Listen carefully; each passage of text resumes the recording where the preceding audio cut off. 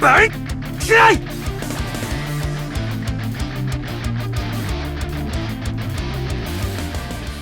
we have some information about this new AIZEN, and the information that we have today is what is this new form about and how did they come up with this version. And essentially this has been data mined by Hiken, so we know that it's officially the fusion between the Hogyoku's power and the power of the Zanpakuto of AIZEN, which is Kyoka Suigetsu. So it's the fusion between the power of the Zanpakuto and the power of the Hogyoku. So if we take a step back, this is what we get. We first start with normal AIZEN, you know, a Captain AIZEN who's got a Zanpakuto like every Shinigami.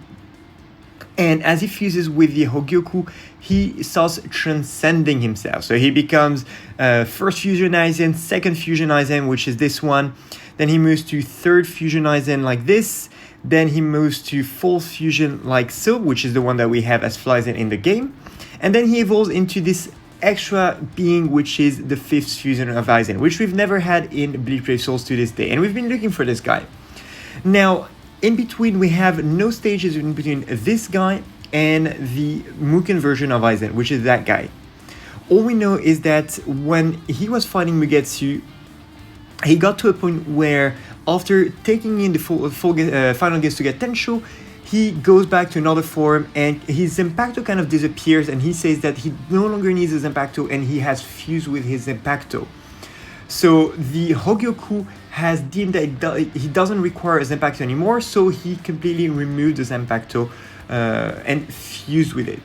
Now the thing is, we know that AIZEN has fused with the Hogyoku, that's a fact, and we know that he still has the Hogyoku afterward. So even though Urahara says that the Hogyoku no longer recognizes AIZEN as his master, that doesn't mean that the Hogyoku no longer belongs to AIZEN or is within AIZEN, because the two they fuse together. However, it only means that because the Hogyoku has a will of its own, it's two different entities and one doesn't recognize the other one as its master, it will stop granting it power. But it is still within AIZEN. And so when we see him in the Mugen form in the final arc, he still has the Zanpakuto. However, his outfit doesn't show us any hint at this Hogyoku being within AIZEN. Now, this form here is very interesting because essentially on this last form here, he has the eye in the middle. He does have it here. You don't see it here because he's got a headband, so maybe he has, maybe he hasn't. But he's got 3 wings on one side, 3 wings on the other side. In this form of AIZEN, he also has 6 wings, 3 on each side. So it's literally the next evolution stage of this guy. So it's kind of like the 6th form of evolution of AIZEN.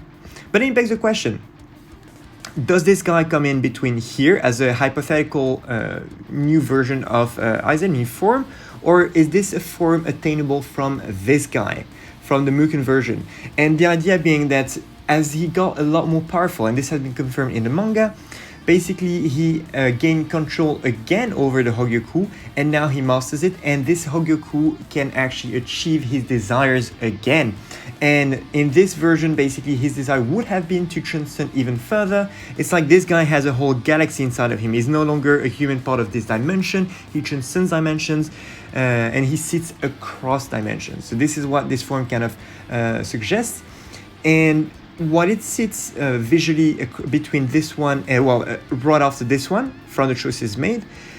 The question is whether it's after this version or just a hypothetical one, which would be here. So the question is, could this be a canonical version or is this purely hypothetical? Because another thing as well is, and this is something that's been shown in the manga, every time a character has their hair growing, they gain power as well. So as soon as he started transforming, his hair started going crazy, longer and longer and longer. So basically a character with long hair in Bleach is a character that is more powerful, especially when he had like shorter hair at the start. We're looking at Ichigo with his Mugetsu form, and this is no exception with this form of AIZEN. So all in all, this is what I have to say about this. In the comments below, let me know what you guys think. Do not forget to subscribe to the channel if you enjoyed the content. There's going to be a lot more coming up for anniversary. You don't want to miss that. And I'll see you next time. Tchuss.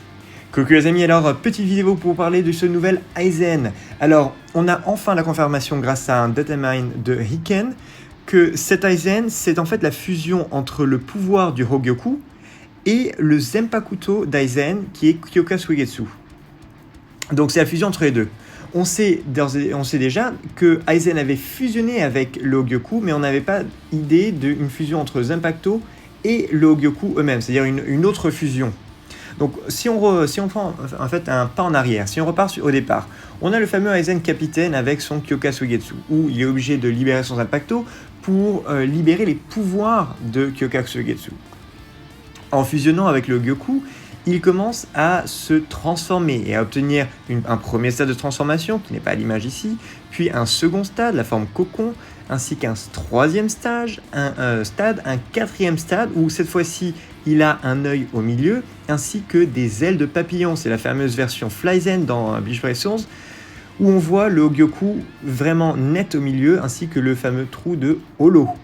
Et puis enfin, il atteint un dernier stade de transformation, sa forme monstrueuse, où il devient comme ceci. C'est une forme d'ailleurs que j'aurais adoré voir dans Bleach Breakthroughs, peut-être à l'avenir, sait-on jamais.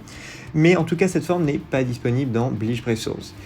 Et cette forme du personnage est une forme où il dispose, donc, comme dans la forme précédente, de 6 ailes, 3 de chaque côté, avec également des yeux sur ses ailes, et il dispose de 3 trous, dont un avec le Hogyoku au centre. Il a bel et bien fusionné avec le Hogyoku, ils ne font qu'un. Cependant, ce qu'il faut savoir, c'est que le Hogyoku, c'est une entité à part qui dispose de sa propre raison et de sa propre volonté. C'est pour ça que dans le jeu, on a les fameuses volontés Hogyoku. Bon, à ce stade, on sait que il se retrouve face à Ichigo en forme Mugetsu, qui utilise le Getsuga Tensho Ultime.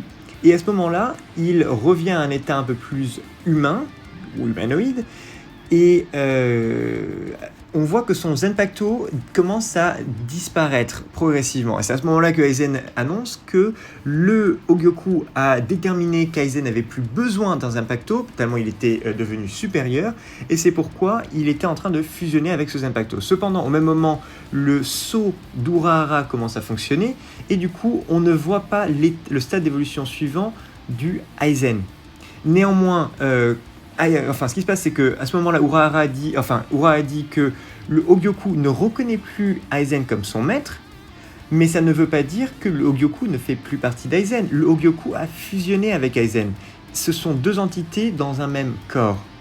Cependant, ça veut dire que le Hogyoku ne réalise plus les désirs de Aizen, puisqu'il ne reconnaît plus Aizen comme son maître. Et du coup, à ce stade, l'évolution du personnage, donc l'évolution d'Aizen, s'arrête là.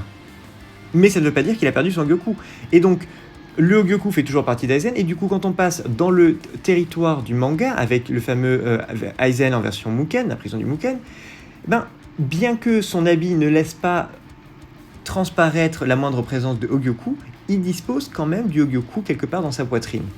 Du coup, la question qui se pose, c'est est-ce que cette nouvelle forme de Aizen introduite par KLAB est une forme intermédiaire qui serait la sixième stade d'évolution du Aizen, ou est-ce que ce serait une forme intermédiaire qui serait là, comme une sorte de futur hypothétique, et si il avait continué de se battre, ou est-ce qu'il s'agit d'une forme qui est au-delà de la version manga Aizen, une forme où dès lors que Aizen a gagné en puissance, puisqu'on sait que le Aizen du manga est 10 000 fois plus puissant que... Je dis ce chiffre, bref. En gros, que le Aizen du manga est bien plus puissant que toutes les autres versions passées du Aizen, et c'est confirmé à plusieurs étapes dans le manga, dans la partie TYBW.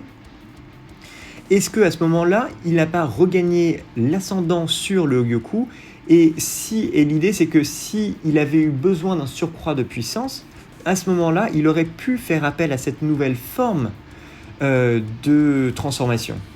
Donc ça, c'est la question. C'est est-ce qu'il dispose de ce Hogyoku ici, et cette forme-là serait une forme ultime à laquelle il pourrait faire appel si tant est qu'il ait besoin davantage de puissance. On notera également la présence du bandeau, qui n'est pas, d'après mes souvenirs, qui n'est pas retiré dans le manga, dans les derniers chapitres du manga. C'est-à-dire qu'il a toujours ce bandeau, donc on ne voit pas vraiment s'il a l'œil ou non.